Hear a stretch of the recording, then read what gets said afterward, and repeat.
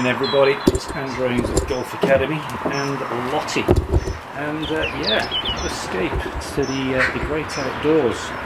Saturday morning, I'm just going to walk down to the bottom of the garden and talk to you as we go. Saturday morning, this time on a Saturday morning I'm normally at the Golf Academy, having a nice cup of coffee in the warm, but I was sent a wedge from America which I've done a review on, called the Cutter Wedge. I did a full review on that actually indoors, but to put this to the test and to do it justice, I need to get it into the great outdoors and actually hit this club off some grass. So I'm in my backyard if you're watching this in America, and I'm going to get it all set up, hit some shots. Now I'm going to put the camera down for a minute, spin it round so I can talk to you and tell you what my plan is for this morning. Be right back. So, hello in person, you can see me now, maybe it was better the other way around. Yeah, I was sent the wedge from America, the Cutter Wedge. There will be a few videos and pictures, close-ups coming of it. I'm not going to do a full tech review on this wedge because I covered that on the indoor video. So what I'll do is I'll post some links above here and I'll do an end card if you want to find out all about it. This is more to test the wedge actually outside on some grass. Now we're in, what's the date today? It is the 12th of December. It's quite cold, not too cold, and it's not raining, which is a bonus for the UK this time of year. This time of year in the UK we get a lot of rain and the ground gets very wet and very damp and a bit muddy and a bit cloggy, as we call it. It's got many different names, but cloggy is the polite way of describing it, and the lies get very difficult, and if you catch the ball a little bit heavy, it's very easy to duff the little wedge shots and just move it forward a few feet. So what we're going to do today is just test the Cutter Wedge and see how it performs. Again, just for those of you who aren't going to go and watch the main video, look at the shape of it. It's very innovative in its design. You can see it's got very little contact with the leading edge, and one of the theories behind this wedge is because there's not a lot of contact point on the bottom of the club, it's less likely to dig in and get snagged and duff it. If you look at the bottom of the wedge, the way it's designed, it has this very sort of sharp leading edge, so as the name implies, cut out, it's going to cut through the turf. This is a 56 degree wedge with 12 degrees of bounce. If you don't know what bounce is, there is a video on that somewhere on my channel. I won't go into that now. So I think what I'll do is I'll spin the camera around. I've got a flag down there. I'm just going to measure how far that flag is away, and we're going to hit a few shots and see how it performs. Right folks, approximately 30 yards away from the flag in the distance here. I've had no warm-up this morning. I'm just going to go straight in. I've got some decent balls down on the deck. The lie I've got is okay. I mean, it's not a bad lie. I'm going to put the ball on some worse lies than this. Ground's a bit soft, quite moist. Let's get right in there and see how this wedge performs.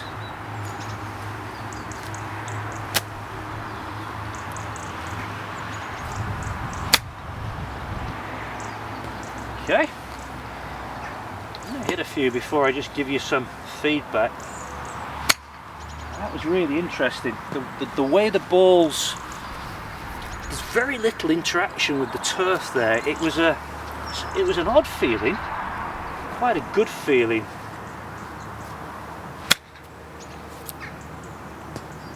Struggling a little bit for distance control here. That's me, not the wedge. This lie I've got here, just come and have a quick look at this lie. These are the sort of lies I'm hitting off. These are not pretty lies, folks, and I'm going to progress forward in a minute and put these balls in some fairly horrible spots. Just repositioning the camera. But so far, so good. I can get a little bit twitchy with these wedge shots, and my worst nightmare is to move it forward a couple of feet. So as long as I can keep accelerating. That was, I don't think there's any wedge in the world that could save me from that sort of shot. That was just a dig. Yeah, that wasn't a great lie. Pitched on a paving slab up there. These lies are scaring me, folks. That came off really well. Now I did not fancy that lie whatsoever, but I can really start to feel the interaction with the turf here. Bar that one where I was trying to dig a hole down to Australia, that one did cut through. I'm going to pick those balls up if I can find them, and then I'm going to go on to some really nasty lies. Be back. Lottie, what are you eating? There's Lottie having some grass. She loves grass, don't know why. Munching away. Good organic stuff, I guess. Okay, lie number 2 coming up. This is another one that scares me. This lie here, as you can see, if I zoom in on it, it's quite a tight lie, it's muddy, and it's quite soft underneath there, the ground. So again, I don't want to dig for this one. So this is where the cutter wedge is really going to have to earn its bacon, isn't it? Let's get in there and see. Okay, let's give one of these a go. It's a pretty brutal lie for this time of the day. Tell you what, that did pretty well off that lie. It's tight, it's muddy. I'm trying to keep the swing here quite wide, as I would do anyway. I'm trying not to dig for these. Very good. Again, I caught that one a little bit fat, but I got enough of the ball there to move it forward. Let's go one more. This is a slightly less intimidating lie. Really interesting, this, it really is. I mean, I told you how muddy the ground is here, but what I feel here is that there's very little interaction with the club into this soft ground, and it just feels like the club is just sort of cutting into the soft turf there, but not digging. Right, we're going to now go for my 3rd and final stinky lie, and this will really test it. I'll be right back while I set this one up. Right, 3rd and final lie. Look at this for a howler. This is just on bare mud, not pretty. There's also a lie there where I can put it down in a sort of probably in a little bit of a hole, so the ball's sitting below sort of ground level. But Lottie, what do you think of this lie? Not good, is it? So let's see what we get. So we'll just set one up on this sort of bare muddy lie, and whew, again I'm going to try and just keep some width on the backswing, see what happens. Try and keep some acceleration going through it. Oh my goodness.